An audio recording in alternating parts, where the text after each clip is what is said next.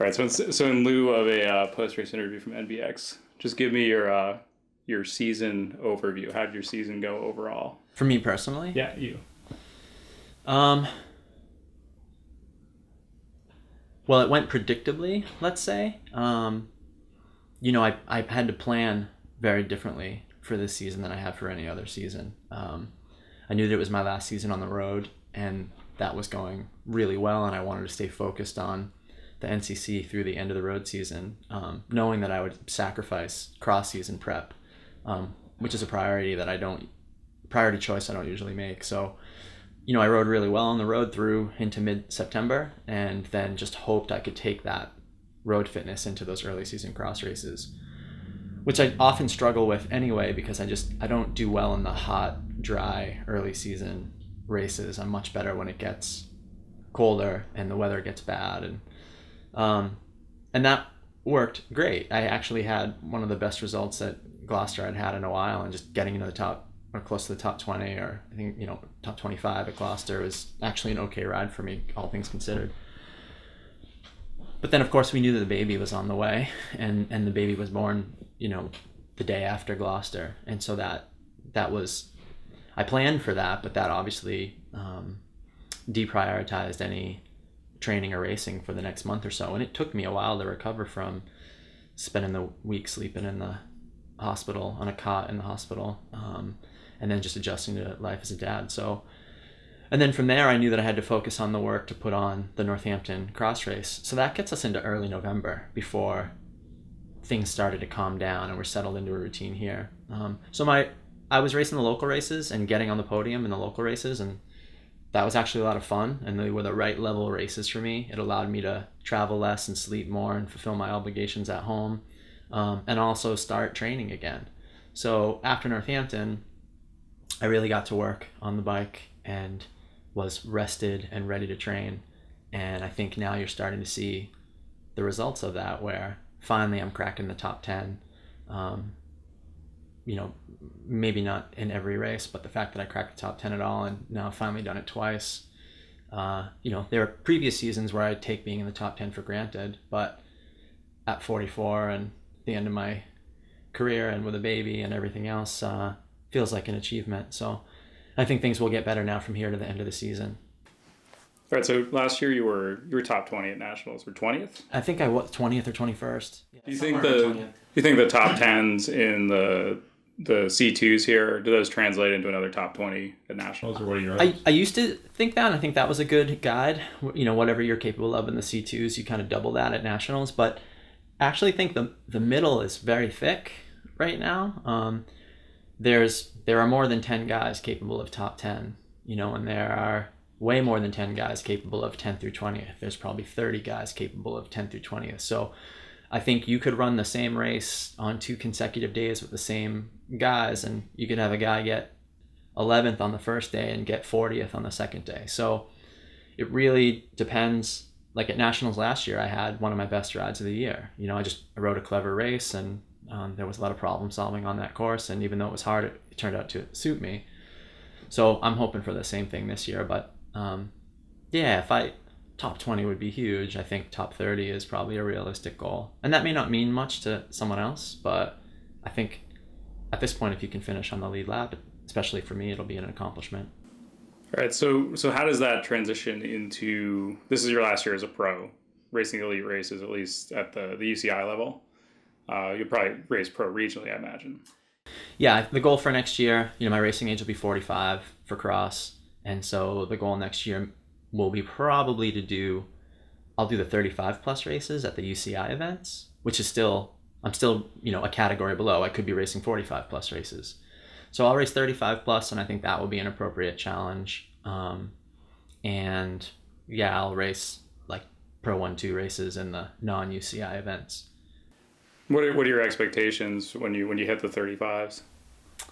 I think they'll ride the same way the non-UCI local races ride, where they're still very hard, but I don't have to do much to be at the front of them. I can ride up to the front for the most part. And I think I'll be racing against the same guys that you see out there now. It'll be whoever the fast juniors are, plus, Matt Timmerman and Al Donahue. And guys who are all 5 and 10 years younger than me, but I think that's the level, and yeah, that looks like fun. All right, so something going to sort of like coach mode here. A lot of guys I talked to at NBX were hurt by the run. Like everyone was saying, they were in over their head on the run, and there were people who train the run, or they just happen to be predisposed to running well. Do you train the run? Do you recommend, as a coach, do you recommend people train the run? Yeah. How much running training you do is definitely a reflection, or definitely dependent on the races that you do weekend in and weekend out, but also events that you have coming up. So for myself and for a lot of my clients, there isn't a lot of running training because we don't do a lot of running in our races. The running basically is a 5 to 10 second sprint up a short run, and you don't need to necessarily do dedicated runs for that, more than maybe 1 15-minute jog a week to make sure that you're at least adapted to the running movement. It won't delay your recovery or hurt you.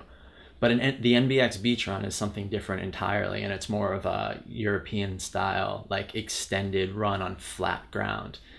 And so I absolutely trained for that because I'm good at short, fast uphill runs. I'm not good at flat sort of threshold running as opposed to sprinting.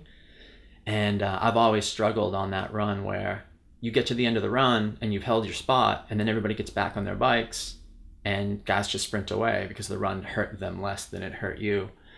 So I made sure I was actually doing some sand running. I was doing like short, high intensity intervals in the sand where I was basically like 1 minute interval where I was sprinting through the sand on the beach for 30 seconds at like 600 watts, as hard as I had to go to stay rolling. And then when I die, dismount, and then finish the 30-second interval running in the sand. So it's very specific for NBX prep, and I was flying on the run this year, much better than I've ever done on that run. So definitely addressed it. All right. What were some of the biggest revelations as far as riders go this season? I think everybody's excited about Anthony Clark and his success. He's a project that a lot of us have been involved with for quite a few years, starting with, his story is great, meeting Jeremy on a training ride and staying with him on his intervals, and those guys bringing him into Jam Fund and now taking over as his coach. And so having him as a CycleSmart client, an athlete, and a friend, and be involved in his personal life, like helping him, be on a certain track on and off the bike. To see the success that he's had this year, this final breakthrough where he's been able to move on from Jam Fund onto a sponsor that really gets him and appreciates him. Squid has done such a great job with Anthony, and I think they appreciate him for who he is and they let him be himself, which I think is so crucial if you're going to work with an athlete like Anthony. And that's allowed him to flourish. And he looks like a professional to me now. He physically looks different. He rides his bike differently. You can see how fit he is, the intensity that he rides with, and the focus. I think this weekend winning the race and winning the Verge Series overall, Anthony's come a long way, and I don't think any of us could have predicted that he would actually make it this far. And he's clearly not done. Now the sky's the limit. Al and I had a conversation about, can you imagine taking Anthony to Europe and how popular Anthony would be in Europe? Like, wait till they get a load of Anthony. And he's riding at a level now where I think he can finish those European races on the lead lap if he could manage living in Europe. That's always the hard part. But so I think Anthony's been exceptional and probably the biggest standout. And then I think Scott and Jack are just more proof that the Jam Fund / CycleSmart coaching really works, and those guys have just moved up the ladder, and it's great to see them consistently in the top 10. And Scott's a guy who relied on his skills for so long, and now he can pedal his bike. He's fit and he's strong, and that's why he's getting these top 5s, and that's really great to see. I think we're all proud of him for making that progress. Right, this is a very big question. What is the best thing you've seen in cross this season? You could have given me advance warning of that question, so I could have dwelled on it for a while. Best thing I've seen in cross this season. I'm gonna have to edit like my thinking out of this. Ellen versus Emma. I think that's the best thing. That's been awesome to watch because they're friends, but they definitely want to beat each other, and they are definitely pushing each other. And I think they have very different styles, and Ellen's racing mountain bikes in the summer. Emma's racing on the road, and so then they overlap during the cross season. And to have those two young ladies at the front of our UCI races makes me personally proud, because I'm glad that we were able to provide the races for them to develop in, but it's good racing too. And I think that the two of them winning the whole shot in the race in Europe, I can't remember which race it was, just last week or 2 weeks ago, to see them and doing it separately from each side of the road and all of a sudden coming out 1-2, I was like, one of these two, if not both of them, is going to be world champion someday. And they're our family, they're NECX, and it's exciting to watch them for sure. Does that rivalry remind you of anything? Like having two riders that close, that young? Yeah, actually, Jesse Anthony and Jeremy Powers, when they were juniors and under 23s, the two of those guys just banged heads all the way through juniors and under 23s, and Jesse traditionally got the best of Jeremy, much to Jeremy's frustration. And then, Jesse decided to focus on the road, and obviously Jeremy's come into his own in cross, but they've both been hugely successful. But that was the battle then, all the way through juniors and under 23s. Okay, that's actually an excellent segue, because I've been watching some of the Henry Urenka, the old videos, particularly the one of Northampton. I think it was in 2003. So that's over 10 years ago. And you see little Jay Powell and little Jesse Anthony and then Matt White on the U23 podium. Right. And then you see all these other guys who sort of left the sport early. Which guys do you kind of wish had stayed on, or do you miss the most, like, of that crew back then, of like the young riders who aren't there anymore? Yeah, Matt White, so gifted. And cycling just doesn't work out for everybody. You can be physically gifted and even like want to do the training, but you have to also want to live the lifestyle. And it's not a value thing if you choose something different or it doesn't work out for you. But you see a lot of athletes that,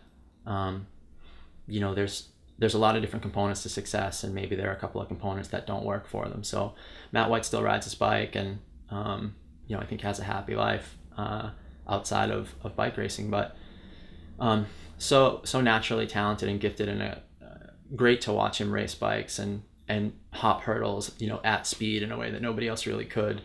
So that generation of Northampton Cycling Club under 23s and juniors, I put Mike Cody in there as well. Mike Cody, and such a great cross rider also, and still in the bike business, and likes riding bikes and everything, but ultimately it wasn't a career for him. So I think about when you watch those old videos, you definitely miss those guys. But there's also the Alan Obies and Walker Fergusons, and there's a lot of guys who reached the top international level and then their careers didn't pan out for one reason or another.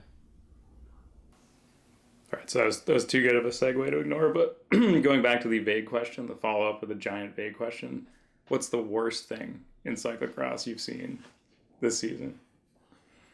And don't say drop a post. What is the worst thing, and why is it worse? There's so many different categories of bad. There's something you see, or like a trend that is just ridiculous. I can't think of any myself. No, I love drop a post. No, I'm trying to think of something that like annoyed me. I'm so easily annoyed. There's got to be something. It could be a trend in the culture even. It doesn't have to be like a physical equipment thing. No, I don't know. Nothing's off the top of my head. I'm trying to think if anything's really stood out to me. I feel like let me think on that, but I really, maybe the sniper bike, maybe the rainbow camo. I don't know. I mean, it seemed like it's all marketing, and it's weird marketing, I wouldn't want my nickname to have anything to do with assassinating people. It seems kind of weird to me. I think in Europe it's more abstract. Here it's real. Well, there are a lot of things that, let's not even go down there. All right, so last question is picks for nationals. Until we see the course, I don't think you just can't make those. We know who the top guys are, and the top guys are going to be the top guys. We know that like Powers has strengths and weaknesses. Hyde has strengths and weaknesses. We know that Jeremy's not unbeatable. But Logan Owen will still be in the under 23s. So when you think about who is Jeremy's challengers, I mean Jeremy's the undisputed favorite, of course. But who are his challengers? And the only guy who's really come close is Hyde and Summerhill. And Summerhill is capable of beating Jeremy if he's fully prepared and on a good day and on a course that suits him. I think people don't remember Summerhill's pedigree and the results he's gotten at an international level. He was very nearly the under 23 world champion. I don't think a lot of people remember that or even watched that race, but he came close. So the Asheville course is supposed to be hilly. The more running it has, the more of a disadvantage Jeremy will be at. If it rains there, I expect it will get muddy, and I expect that the mud there will be heavy, which I also think becomes more of a disadvantage for Jeremy. So, I think if Ryan shows up at full capacity on a hilly course with if it's a little bit of a watts per kilogram contest, then you can't count Ryan out either. So just hope that everybody shows up 100%. I mean, look at what Paige did at day one at Jingle Cross. So same thing. If we just get a brutal solo time trial in heavy mud, you shouldn't be surprised if Paige comes out on top. He's fully capable of pulling an upset like that at this point. So okay, the women's race. We saw Katie got beat last weekend, but not by Americans. Right. But is there an American that can beat her? I mean, I guess it depends on the course, how tired Katie is when she gets there. She seems to be riding a more thoughtful season this year, which I think looks great, and maybe we're not used to her getting beat as often as she is, but I also think she's managing her from the outside. I don't talk to Katie, but it appears that she's managing her resources really well and probably staying focused on the important goals for the season, which for her are going to be nationals and worlds. So I'm sure it's not easy for her to take a slower build up to the season and get beat more often than she has, but my expectation is that's going to pay off big for her. And so I think for her, if we get a heavy course there, it'll suit her. But someone like Meredith Miller can show up and put in a good performance on any given day. So I could see her being a challenge.